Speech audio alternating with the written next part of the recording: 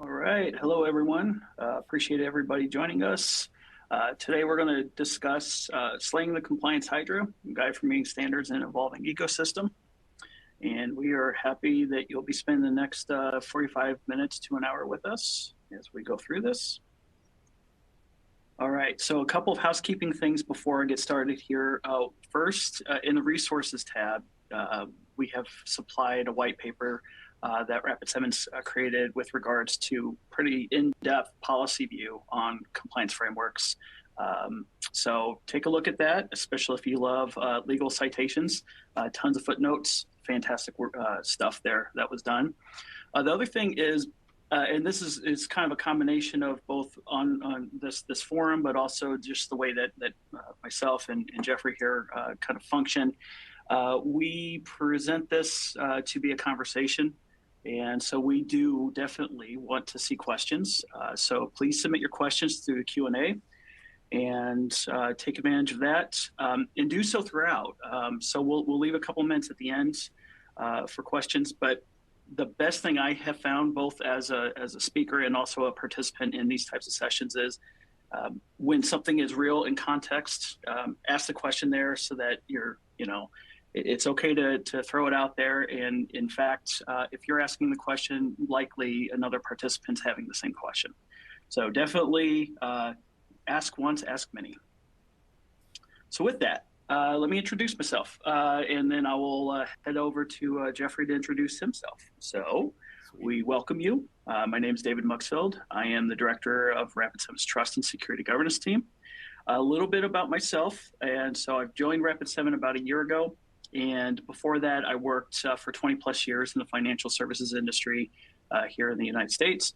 My background spans a lot of territory, predominantly information security with regards to forensics, security architecture, vulnerability assessment, pen testing.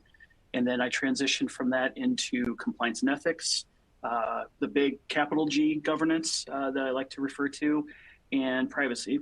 And what brings me to Rapid7 was to take on and grow our trust and assurance programs.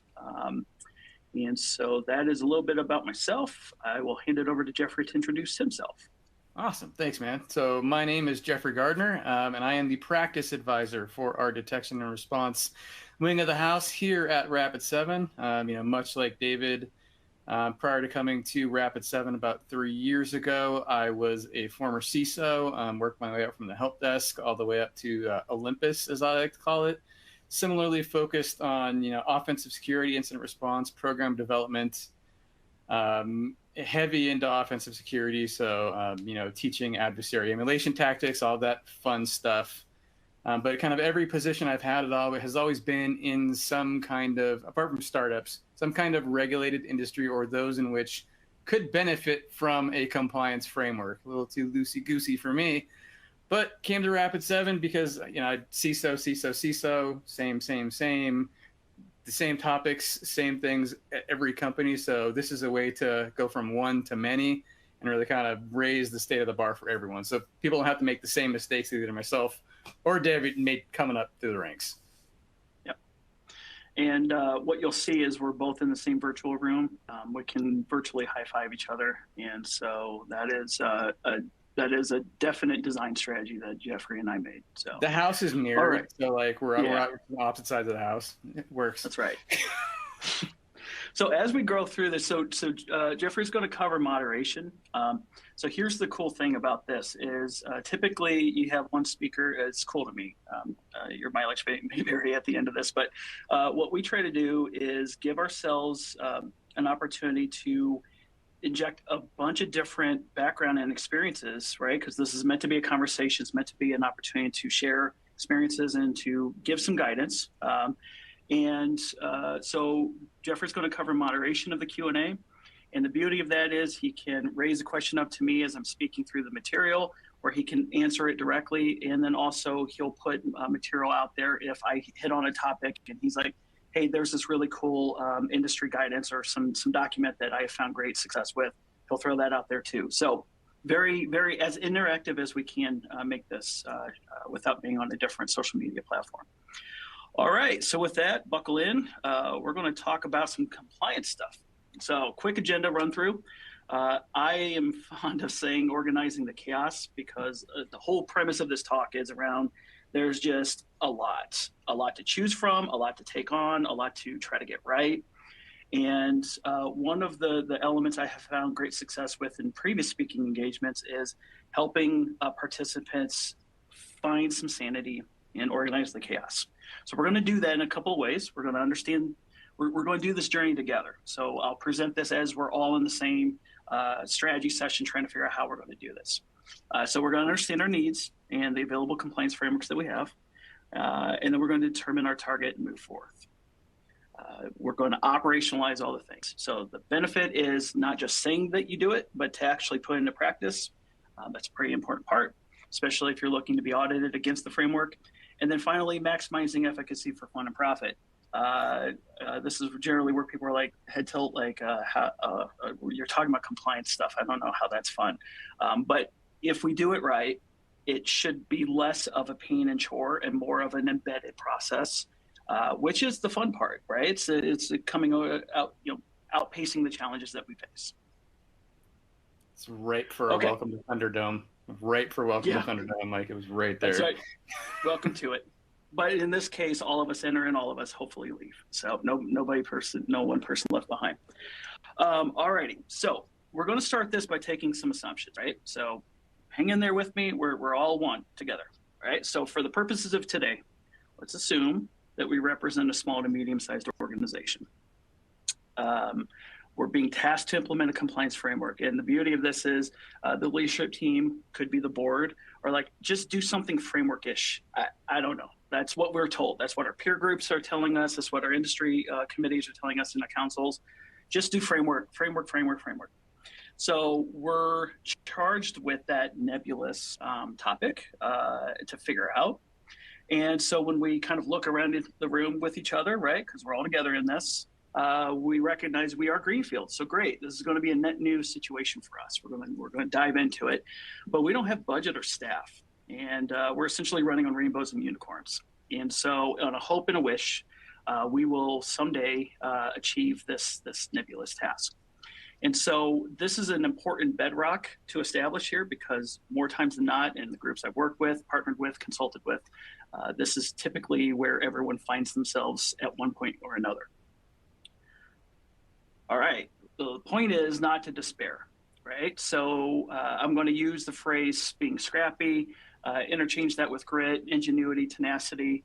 We can do these things. We can do these things on a shoestring budget with limited time. We can do it if we understand the core principles of what's happening and what we want to take advantage of, right? Maximizing ROI, making sure our decisions really have that payoff for us. So first step, we evaluate the existing industry frameworks because we're in this assessment mode now. In addition to that, we're going to assess our needs and capabilities. What is it that we have available to us today? And again, it's important to understand that what we don't want to do is say, I'll forecast a 15% budget increase in 2 years. Surely that will happen. What I tend to recommend and what we'll progress through today with is let's just assume we don't. Let's just assume that we are maxed and capped at budget and staff.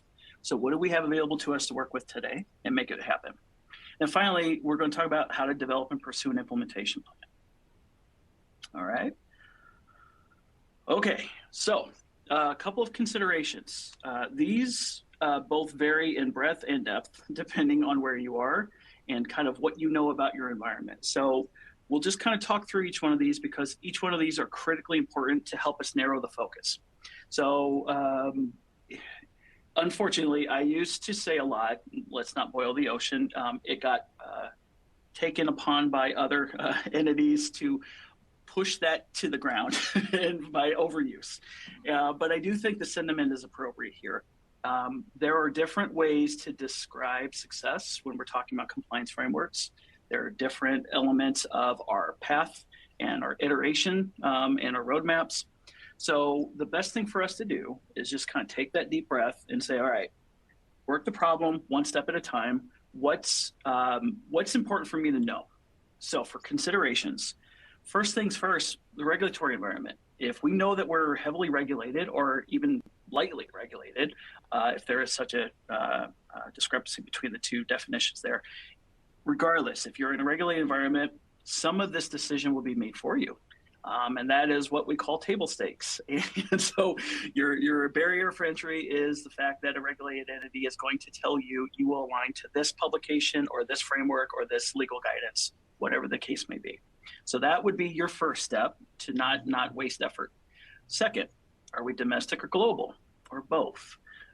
This carries a ton of decisions with regards to our compliance and how effective we can be at it.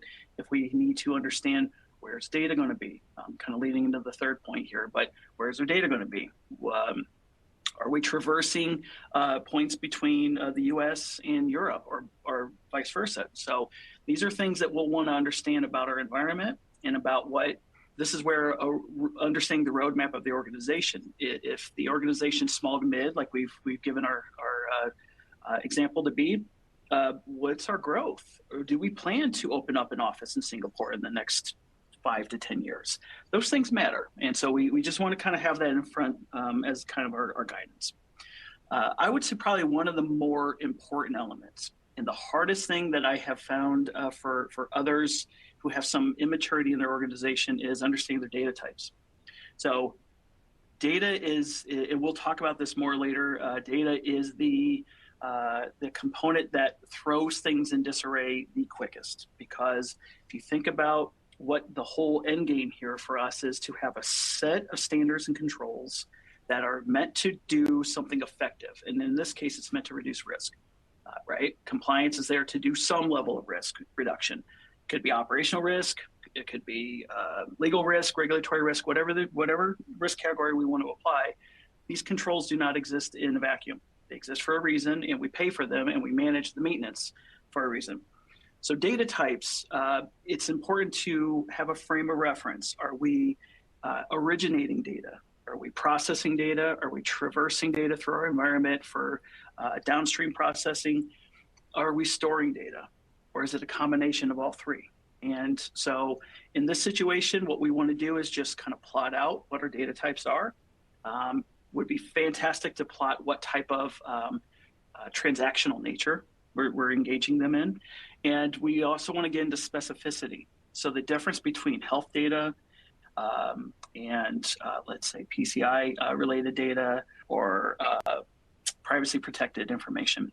These also carry some elements that will change the direction we take with our frameworks. Existing governance function is more with regards to the, well, it's kind of a maturity aspect of your organization, but it's really about force multiplying, right? So if you have an established governance entity like an enterprise risk management team, or you have well staged and staffed out internal audit team, or oversight committees, or you have either management level or board level, whatever the oversight level is, that there is clear articulated direction, tolerances, appetites for risk, and an awareness of how to talk about risk. If those governance functions exist, that gives us a huge step up, because we can mirror a lot of what those best practices are with regards to what we're going to do at the compliance framework level, right? And they should be symbiotic, and they definitely don't want them to be in conflict with one another. So that's an important thing for us to understand, is what do we have available to us as far as our governance functions. I've noted here, yes, sir. Would you say stakeholder involvement falls under the governance function? Because that would be one of those things that I would tie into this matrix. Who needs to see what information needs, like you said, needs to be presented to them? What level of involvement do they need to have in the process, both update communication wise? Would you say that falls into there, or is it its own separate entity that you'd add to this list of considerations? Absolutely, it's a fantastic point. Stakeholders there in the governance function, because if we're doing policy or standards, we should be identifying our stakeholders anyway, because that's our scope and that's our purpose and our audience.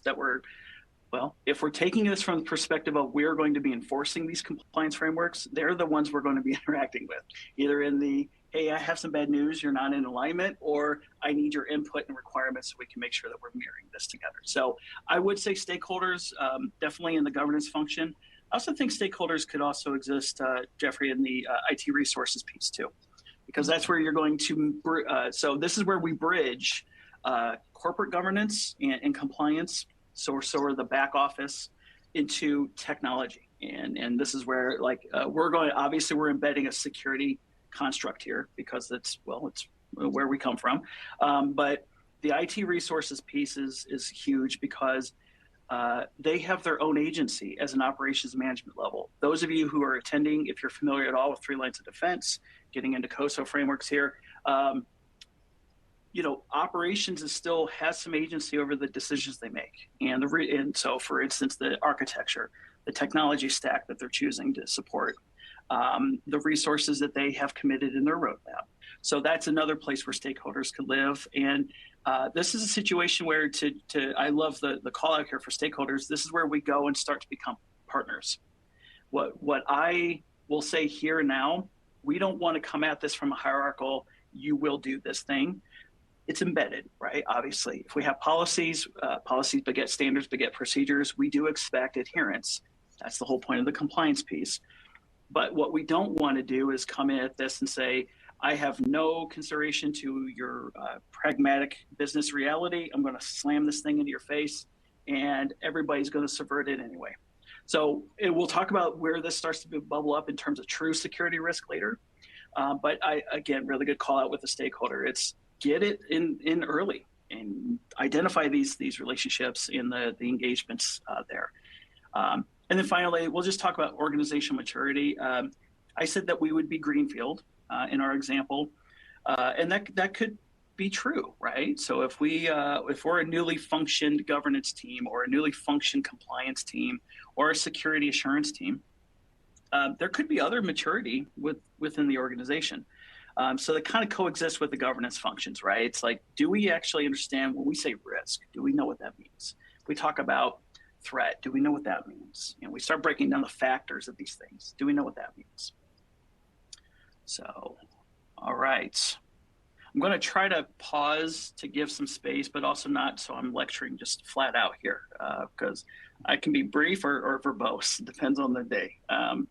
No, I like the call out that you gave, the explanation you gave for stakeholders, just because from previous experience, neglecting that is essentially setting everything else up for failure. Because if you don't build those relationships and you're coming at it with the old sheriff's mentality of here's my badge, you're going to do what I want, as opposed to what security has kind of evolved into, which is that advising and consent function within an organization. You're not really advising and consenting, you're telling, and people don't want to be told, they want to be heard. So even if it's just building consensus or getting someone's input on your roadmap, your plans, whatever it may you're going to implement, that can overcome so many obstacles later when the hard stuff, when you actually have to get down to brass tacks, then it's going to pay dividends infinitely. Absolutely. It's a good another good point there, that when we talk about, let's just use this as a frame to head into this topic here. If we have an ideology in play where there's a monolithic viewpoint versus a distributed viewpoint, those are also some facets that we need to consider. To the point that was just made here, we need to make sure that adoption is critical. That if you were looking at this as a minimal viable product to get this thing off the ground, adoption has got to be one of those first mechanisms to measure and to ensure that that's what the success mechanism would be. So to Jeffrey's point, man, you've really got to drive that point of we're here, we're listening. It's not, I used to joke when I pen tested, hey, I'm from corporate, I'm here to help, when actually it was an adversarial test case because we were circumventing controls. In this situation, we do want that. We want to breed that ability to say, we are part of this and we're all together, and I'm going to need you to give me information, and I'm going to need to give you information. And that's the more transparent and engaged we are, the more pragmatic we are, the better this whole thing works for everybody. 100%. We're not here to help you. We're not here to make you fail. We want to succeed in this. So how can we all succeed together? That's right. Let's see here. Okay. So when I talk about embrace crowdsourcing, one of the things when I first started working on this many years ago, there wasn't a lot of content out there. NIST was well established. COBIT was at version 5. So just to kind of date some of my initial breaking into these frameworks here. One of the hardest things and this is really, again, why we call out the Hydra aspect. What framework do we choose? So let's just kind of talk through this here as a group, right? So we're looking at this, we're looking at our situation. Let's say, for our example, that we find ourselves with all of these options are applicable, right? So this isn't an exhaustive list, but it's a pretty well framed list in terms of the ones that come to top of mind for most participants and most organizations. So if we're looking at industry frameworks, we're like, okay, so NIST, everybody talks about NIST, let's just do NIST. There's a lot there. You can target CSF, your cybersecurity framework first, or you could say, well, let's just go for 853 medium and just do it. One of the things that we have to think about as we're evaluating these frameworks is how quickly can we get it ramped up, and how effective can we be in making sure that it's operating as designed. Because one of the hardest things to do is to roll out a framework and immediately start suffering from the weight of it. And the first audit that comes in, you gear up all this energy to build and get to you just like, okay, we implemented it. Hey, everybody, we're ISO certified. Woo! And then you're like, 6 months from now, I'm going to have to go through my first staging of the surveillance audit. So you're saying I have to keep doing this? Yes, this is your life now. And that's sort of that dialogue that has to be instilled here. So when we look at these, all of these frameworks may be applicable. All of them have a lot of components that would be great for us. So I'll talk about kind of how to source and break down further into decision making. So if you think about industry frameworks, so we've identified these across the top. Call back from earlier, regulatory standards. So these are not necessarily mutually exclusive, but the regulatory standards are going to be more explicit, more directive, less discretionary. So if you say, hey, we're mandated by GDPR, you don't get to opt out, right? Those elements, you have to meet those elements to be able to meet the expectation of the standard. One of my favorite elements is, like, for instance, for those of you who are coming from the United States here, if you're in the financial services, you've heard of the FFIEC. That was one where when I was working with that, you get into this territory of, wow, there's a lot. There's a lot of material here. And where do I start? And so that's when they started releasing like their maturity assessment and other tools to kind of help self-assess. And the reason why I'm calling that out is that my point here at the bottom of the slide, we need to take advantage of overlapping controls. So our mindset should be, let's not take on all. Let's be very methodical about what's the most important, what covers the most ground for us. And then we can move forward with ensuring that we test once, satisfy many is really an instrument of benefit here. So if I can have one state of controls and they all apply with some caveats here, then I'm on my way. And then I'm maturing and tuning from that point. So do you separate out maturity model from control framework, control selection? Do you dump all that into an industry framework, or are they kind of separate entities that you take, each have their own considerations, each have their own pluses and minuses? Yeah, I tend to suggest maturity assessments within the framework, and that will make sense here in a second, because there's two perspectives that I've taken as a practitioner and one who would circumvent controls as part of my work. There's the binary. Does it exist, right? Yes, I have a firewall. Fantastic. Then there's the how effective is it?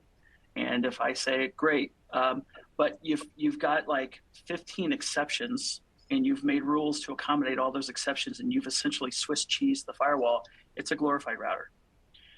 Those are elements where the maturity assessment within the construct of the framework gives context. And you can say, okay, what's the spirit of the control that I'm trying to get the protection from? And then that maturity assessment is, how well am I measuring this? How well is it rolled out? Is it consistent? Is it automated versus manual? There's a lot of other things we can talk about here in a minute about efficacy, but that is why I tend to suggest that.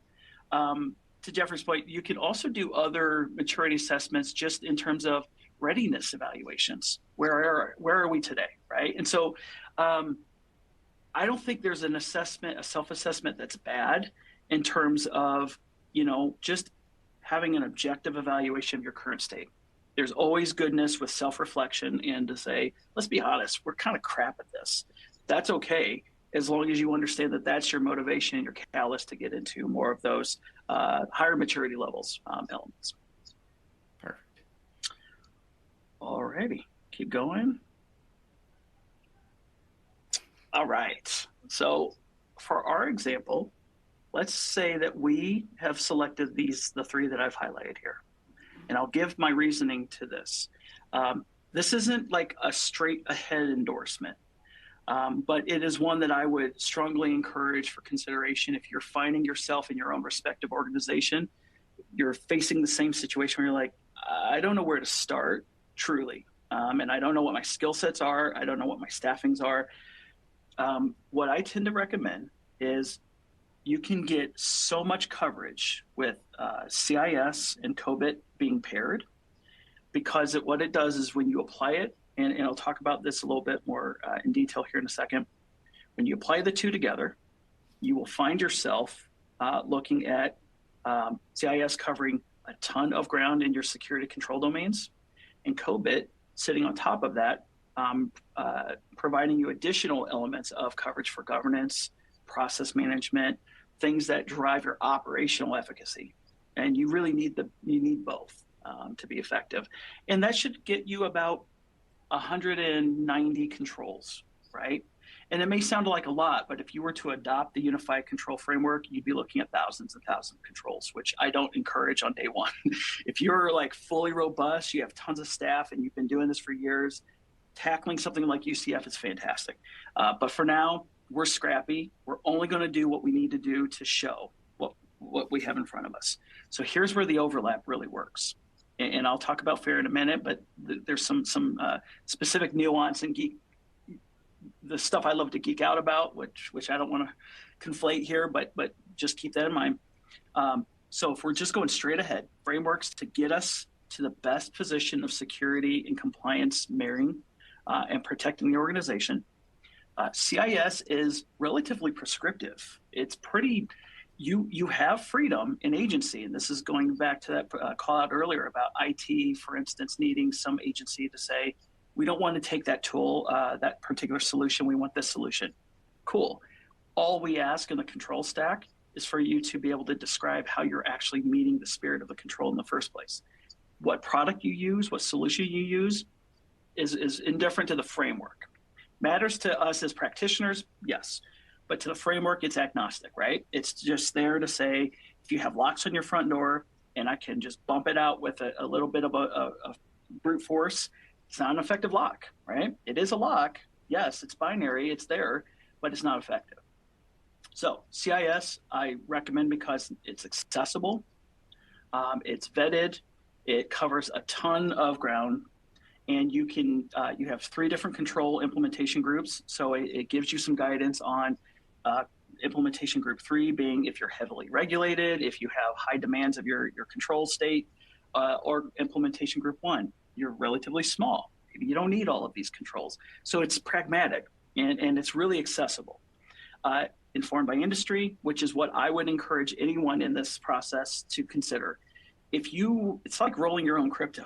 If you start to say, well, I'm going to cherry pick from NIST, and then I'm going to pull a little bit of this from High Trust, and just trust us, like we have our own framework, and it's inspired by all these other elements, you're not going to make it very far with an auditor, right? Because they're like, that just sounds like, secret sauce and magic and unicorns. So pick one and really focus on doing it well. And then finally, the last point I'll make about the kind of the benefits of this approach, it's domain and sector agnostic. So if you think back to when I said, are we in health? Are we in finances? Are we in like the utility sector? These are universally true at the root, these control domains. So if you look at the challenges that involve that are separate finance from retail from health, yes, obviously there's specific elements that each one of those sectors will have their own. I'm having flashbacks to my days of being on that side of it. It's their own fun challenges. I'll put it that way to be diplomatic. But at the root, access controls, universally true. How you manage sessions, how you manage backups, resiliency. Those things are agnostic across the group. So final point, the reason why I put FAIR up here, FAIR is not for early stage adoption.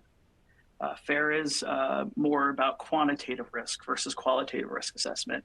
The reason why I like to list this here is it's an aspirational goal to further mature your ability to say, do I actually understand what I'm talking about when I say these risk factors are driving our decision making? So FAIR is just one of those things to kind of keep in the back of your head. It's open, it's accessible to a degree. It's very much nerd territory. Like if you really want to talk about the difference between quantitative risk and using Monte Carlo simulations, it's not necessarily for easy hobbyist users, but I do think it's important to call out that qualitative assessments can only get you so far. At a certain point, you really want to think about maturing into a quantitative view. But that could be a 5-year roadmap, could be a 10-year roadmap, depends on where you are. The name itself lends itself is just perfect for NERF, factored analysis of information. If that doesn't scare you away initially, then you're in a good place. But I also want to drop in the last slide. You said overlapping controls, and you may have mentioned this, but CIS is a nice roadmap into NIST CSF. In fact, there's resources on the website that I dropped in the Q&A, which can map those CIS controls to the NIST CSF controls, so that if you do get through the majority of CIS and you're like, okay, where do I go now?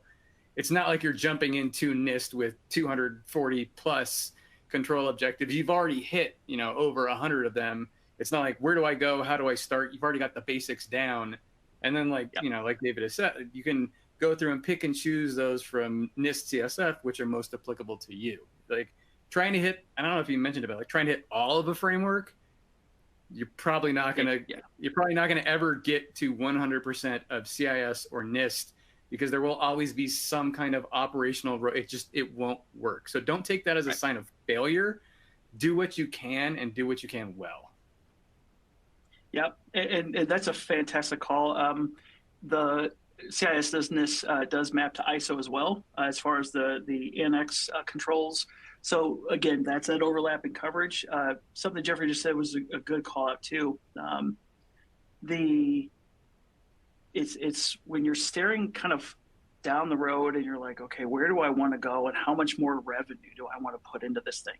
The investment that I have to make here. That ability to bridge between CIS, let's say that you wanted to pursue FedRAMP and you're like, well, all right, it's for this enclave, it's going to be NIST high, right? Like that's what we want. You're still in the ballpark. I really think that's a good point to underscore. You're already there and cooking, right? So this is really about iterative approach. So starting off, get as much ground as you can. And even with CIS, like there's a whole segment around web, web application. I'm sorry, that's not what I meant. Wi-Fi controls. If you're like, we don't use Wi-Fi, we don't have that, then you just strike it out and you have your analysis to show it. So it's also on that side of it is you don't have to apply everything just for the sake of applying it. It's all should be commensurate to what you have in place anyway. So, and we're hammering this point home because this is it, right? This is the crux of how do I get out of this, almost this whiplash of looking around all these frameworks and saying, which one do I start with? So that's why we're kind of targeting it this way. In a pragmatic approach, your mileage will vary, obviously. Good question for a short answer. Do you have any suggestions for open data sources to use when using FAIR without having to pay for RiskLens? So my first go, I absolutely understand what you mean there. My first go of it was truly managing it in Excel through the Open FAIR framework. So, because it is, I mean, it's not as intuitive. granted, but you can do Monte Carlo simulations in Excel. So I just go straight from the open fair. There are other, this has gotten a much more approach, and so I don't have any other additional thoughts off the top of my head on what to go to, but you can do it. You can do it without using the actual risk lens or other there are other companies who are doing quantitative risk analysis as a SaaS offering now. It depends on how much time you want to spend on doing it, what I would call grassroots style, manual, only when I have time, versus the benefit of getting it through comes at a cost, but benefit of getting it through automated, all kind of centralized and accessible in a different way. So that's the easiest way I can give that without trying to think of any other additional resource. But Jeffrey, I don't know if you have anything else. No, you pretty well covered it, because it's, again, without having to pay for it. That's paid resources. There are more, but in the universe of free open source, I think that's probably the best one that I would recommend to use. Yeah. And I'll take the question. Jeff is he's my Captain America. I'm a big fan of him as an individual, and that's why we said we're a dynamic duo here. So that's, just don't tell Vision. I don't care about Stark. Vision is the one I want to worry about. All right, well, keep chugging along here. Let me just get a sanity check. This is fun. Like, I've done this before, where there's the ability to chat back, but assume that I can see you. Nod if you're feeling the content so far. Keep asking questions. We're happy again that everyone's with us here. All right, so now, if you think about where we are on our journey, and honestly, I've done this in weeks. It could also be months. It could be years. It depends on your roadmap and what all you have going. But let's just assume that we've been doing really good. We looked at our process. We're like, okay, we know where we are. We know what we're trying to accomplish here. We've decided on our frameworks. We chose CIS to start because it's just the basic foundation that we want to get up and going on. So now we did that. We have 18 plus domains of control content that is asking us questions that we may not understand, like session management and how to do authentication and how to write all these other, now it's starting to sound technical. What do we do with this? So this is where we're going to bridge into operationalizing security practices. And really, this is the root of why what you choose to do matters. So I'm going to make a bit of a controversial statement here, and I'll give a little bit of a side note story as to why I kind of laugh at myself when I type this. I submit to you all that one cannot be secure without compliance. If you have any ties to the security industry, and you've been in it for as long as I have or Jeffrey has, you likely have either said yourself or come across someone who's like, security, compliance is not security. Can't, it's not, like, these people have been breached and they were PCI compliant. So and I'm intentionally doing that mocking tone because I used to be that guy, right? I was like, oh, that's why you failed, because you stopped only at the compliance. And, here's why I want to turn that argument around a little bit. Security is not a siloed mechanism as it once was. And so this is kind of going back to more of a principle shift that I've had over the years. It is a distributed construct. It should be embedded in all the things that an organization does. It's important, absolutely, but so is risk management. And really, what compliance is doing for us here, and why what we choose to do is important, is it sets kind of the bar that we're holding ourselves accountable to, right? So if you say, hey, my security awareness training, I demand 90% adherence, and my phishing awareness campaign, I demand less than 10%, and that is how that's going to be. It's a good start to say, hey, are we doing the thing? But what I like to look at it as is the compliance is a measurement for me to say, how effective are those programs in the first place? So if I have less than 90% adherence to my security awareness program, and I measure that, what I'm looking at is culture. I'm looking at organizational risk as it relates to what happened to the 10% that didn't finish it. I'm not expecting everyone to have the ability to recite every aspect of an information security policy on a whim, right? It's like when I'm a crap coder, and so whenever I was in a test case, I'm like, oh, I got a code. You could bet yourself, like I was in the Slack overflow, like I'm spaghetti coding my way out of this thing. So I don't expect anyone to have that same perfection in a domain that I'm really well versed in, right? And so I look at this as it's a mechanism to tell me there's a root issue that I should be looking at. And then on the phishing side, it shouldn't be punitive. So if we had a 25% click-through rate, what's happening there? How effective is our training? We're not beating people up. We're measuring to say it's a health check, right? And so an anecdote that I give here is it's really like the difference between, if you take this into why you go to a doctor once a year, assuming that you do, you go to a doctor as a general practitioner to say, hey, it's been a year since we talked. How are you doing? Run me through it. And then you start looking at it and say, okay, hey, I'm seeing some things here on your tests, your results. We're going to make some changes. You need to stick to this. Maybe it's a prescription or this new lifestyle change. Come back in 3 months. Let's remeasure it to see if it's being effective. It's the same concept, right? So what we're really wanting to change here and what I'm imparting, and I'm probably talking to people who are like, yeah, I get it, Dave. But why this becomes so important is they're not mutually exclusive. So when we look at our compliance frameworks and we consider what we want to do and we consider how we measure effectiveness, that's the starting block for security. That's where we have to start. And we try to do this without measuring because it's only as good as we're measuring, then we have no idea. We have no idea if we're secure or not. And that is the gap that I think that exists within the industry across the board. Jeffrey, any thoughts on that before I pivot into the next topic here?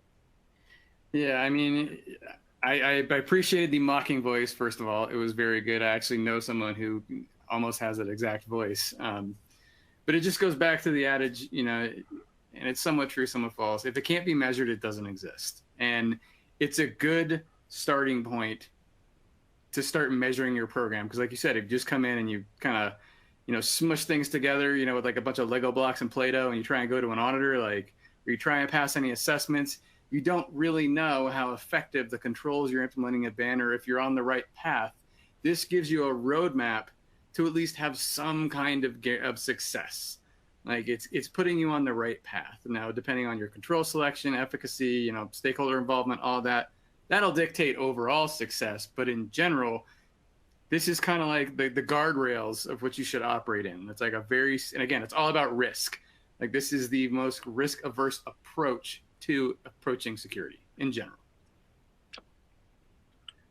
Real quick question, I think is a good one, and it's timely. ChatGPT. It's an interesting thing, right? Because part of this is you should not be putting proprietary information in there, like code snippets. Don't do that. Don't put our intellectual property or our internal data.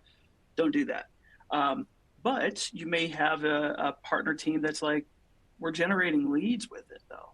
Right? Like we're using it to help maximize our ability to frame business ops logic without the proprietary component to it. It's just, that element. So from a compliance perspective, Jeffrey just said it too. It's why we do on this, right? So it's risk. You start with the risk decision, right? So there's no technical way to completely stop somebody from using it. And here's something I will share with you. I did forensics at a Fortune 50 company, and part of those forensics would be we had domain blocks, we had endpoint protection, we had things that said, you will not do this. And inevitably someone figured out a way around it. And so what we found is the more you push those aggressive tactics down without understanding the business need, or even if you disagree, to Jeffrey's earlier point about stakeholder relationships and partnerships, if you go in and you say full stop, blocking it, killing it, nobody can do it, you'll have subversive use. And so now that's scary because you don't know what's going on and it's in the shadows. So what I would say from a compliance viewpoint, something like ChatGPT, engage your stakeholders and say, what would you identify as a key business reason to use this? If they say, it's for this, you're like, okay, I could get that. Here's guidance. Here are the standards we're going to put around this. Don't be silly with it. And so then you can reserve your protective controls around things like the developers or team or endpoints that you want to list and say, these can't be permitted to engage that domain. You can do that. So again, there's no true way to stop it, but I think culture is a big component of compliance. It's what's your type of culture? Do you want it to be hierarchical, mandate, crippling people to say there's no existence where a business case could exist, or do you want it to be a little more accessible? It's definitely a continuum that you have to decide where you want to be on. And just remember, it's a nascent technology still, so it is very new. And like someone put in the chat, like, what do you think about NIST, AI, RMF? Like, again, we're all still trying to wrap our heads around even where's the line blur between AI and ML, and how far deep are we into AI territory? So that's why I say, like, it's good to play with, on the side, injecting this into commercial, technology or into your business without proper segmentation. Like Dave said, like, don't put code, don't put proprietary information in there. There's just too much risk there currently. Like, there is some benefit to ML. I think jumping into the AI side of the pool right now is a little too risky for any organization to take currently, just given the state of the technology. Well, and one other point that I'll throw out there, just from old days, some regulations, especially if your business decision making involves risk decisions in a financial sector, AI and ML, you have to be able to show that you're not having cognitive bias built into your decision making with those solutions as well. So okay, we will be moving on pretty quickly here because we're coming up on the last 10 minutes. So see, you didn't even realize it's been 45 minutes with us, hopefully. So hopefully you're not looking at the clock and come on. All right, so real quick, I'm going to run through where security and compliance kind of live in terms of a true event, right? So generally, I'll give kind of an actual use case here and talk about attack vectors. I'm going to shorten it just for time because I think the next slide is actually more important here. But here's the thing. This is not rocket science in most cases. There are absolutely situations where a nation state lives. There are situations where there are complex attacks happening. No question. What we are doing in this talk is to approach the normal population, the aggregate of day-to-day life in the world. Phishing emails, still typically the number one ingress point for most attack vectors. It's what I always relied on. It's the easiest way in. So in this situation, if you think about it, and I'm not going to reference if you've ever heard cyber kill chain and that, I'm not going to get into that, but think of it as a practitioner. I have to have a trigger point and it has to carry through, right? So I can only get success if I'm not stopped through a series of pivots, okay? This should be applicable to anything, right? So phishing email, my ingress point, I'm immediately from that position of that workstation, I'm going to pivot to whatever I can, either taking advantage of poorly configured domain policies, vulnerabilities operating on the endpoint itself. My goal is to get off of that, my foothold, and to go further into the environment. I'm ultimately stacking up my accessibility to data. That lateral movement will include trying to build up my list of compromised accounts, nesting myself into other permissions across different stacks. And I'm going to slowly and methodically plot my way through the environment to understand where the data is. Typically, organizations very, very friendly and will have support project documentation all over the place that tells you exactly where to go, what repositories to hit, all the good stuff. And so once you're inside, you just kind of pivot and you find yourself in the data. I'm going to take advantage of poorly managed access controls. And then I'm going to slip out in the load of traffic that no one's monitoring on the exfil. And on the way out, I'm going to encrypt so that I can get paid twice, basically, with having the data and also doing ransomware. So this is not, I don't mean to simplify it. There's obviously a lot of hack-fu in each one of these steps. but it's pretty consistent. And these are the types of things I did in the mid 2000s and other teams I partnered with, and they're still effective today. So let me pivot real quick here, because again, I think we have some important slides to wrap up here that I want to make sure we don't lose. So from a compliance framework, so we know, right? Like that's our Armageddon. We don't want to deal with that. So I can't guarantee and can't warranty that we'll never be breached. How do I make it harder for that to happen? Well, if you go back to our decision around CIS, if we say, look, all these controls are applicable at reducing risk, we can kind of look at this, even though we're not pen testers, we can look at this from a compliance framework view and say, okay, I don't want this attack path to happen. So what do I have available to me that I can really dig into, understand where it lives, understand how I'm measuring it, and keep my eyes on it? And so if you just kind of break it through, phishing ingress point, immediately, my controls that come to mind, not a complete exhaustive list, endpoint protection, vulnerability management, awareness training, all the things that are kind of built there. Hopefully all three are effective, but even if it's just one, each one of those can independently stop a phishing ingress point from going into the next step. Lateral movement, access controls, phone management, you'll start to see a pattern here. Detection and response, data access, access controls, detection and response, exfil and encrypt, detection and response. We're wanting to stress this point because there is a world where preventive controls can only get you so far. That's reality. So you can't take the risk down to zero unless you stop interacting with the environment and you remove data from the environment, right? There's very few times where you can say, I have fully remediated all of my risk. So you're dealing with margins to get it as close to zero as you can. And that's where the complement of controls start to become important and critical. The framework are covered. The framework covers these controls. And so if you're testing against the framework and you've adopted the framework, you're already getting these controls out of the gate. How well you do them, that's your maturity. That's your model. That's where you say, okay, today, my detection, I'm only looking at a few logs. Tomorrow, I want all the logs. How do I get there? That's my roadmap. And that's kind of the driving point here, where you can use compliance to really give you a lot of momentum into that. Let's see here. All right, I got two more slides, and then I'm going to wrap it up here for us here. Let's see. So operational security practices, I will say, again, we want to reduce the signal to noise ratio. Deficiencies that greatly increase risk of compromise for an organization, not understanding your asset inventory, not having an asset inventory, right? If you don't know what you have in your environment, you have no idea what's being looked at or poked around on. Access controls, if you have verbose access controls, overly permissive access controls, or you have no idea the fact that Jeffrey moved teams 5 years ago, but he's still an admin in this other thing. Access controls are the gateway in. And so if you have deficiencies in how you identify users and you manage their accesses across your org, then your risk of compromise is almost exponentially higher.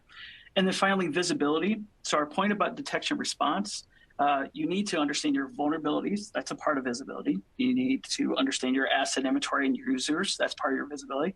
But then logs and response. So detecting threat, detecting activities that you're like, wait, what's happening on this endpoint? And then what you do to respond to that.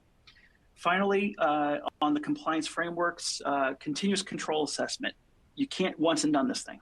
So if you say, I'm going to be ISO certified, you will be ISO certified focused for the rest of your existence until you decide not to do it anymore or you change jobs. So it's a long game, and it's important because it should be viewed as we are embedding this in our business ops day to day. So it's not, oh crap, it's that quarter, I got to do my audit. This is what we think about on a day-to-day basis. Every decision we make is based around this risk construct and understanding our compliance needs. And then I've already covered the assessing against frameworks. So with that, I'm just going to pause here and say, okay, we've covered, just going to real quick recap. We've covered the fact that we have a ton of frameworks to look at. We have to boil it down to things that are meaningful to us, approachable to us, and that we can do some success at adopting. Then we need to understand why security threats live and how these controls help us protect against that. And then we also need to decide, how do we make sure that these controls are working and operating effectively? So what we have here, and I'm going to let Jeffrey talk about detection response. vulnerability management, just pick a lane, understand your environment, understand the severity that you're unwilling to permit at a certain point. It is a lot of work. It is a constant turn of work because, as you've seen from any of the trades news today, there are attack vectors that are continuously being exploited, and the vulnerabilities are just a component of that. It's table stakes. So it's sort of like that. Okay, I know I have to do it. I have to go to the dentist. I have to do it. That's how I view vulnerability management. Don't make it complicated. Just really, false positives are fine.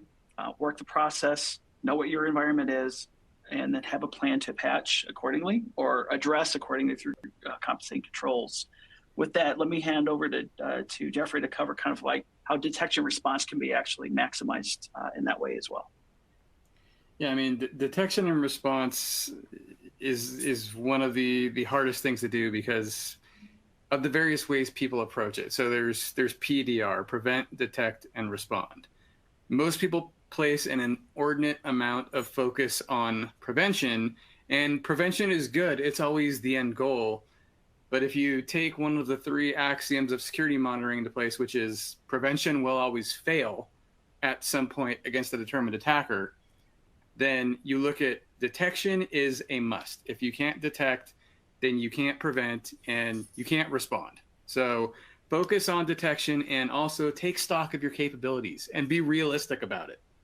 Like, what can my team do both skills-wise and technology-wise, and then adjust your roadmap appropriately. Most organizations are going to fall into that bucket unless you're of Fortune 50, that you're going to need some kind of outside help in order to do detection and response well, in addition to doing compliance, all the other orchestration, automation, all the things that you as a security team need to do within your organization. So whether it be, an MDR type of service or, a threat intelligence, just take stock and don't spread the peanut butter too thin across the piece of toast is ultimately what I'm trying to say.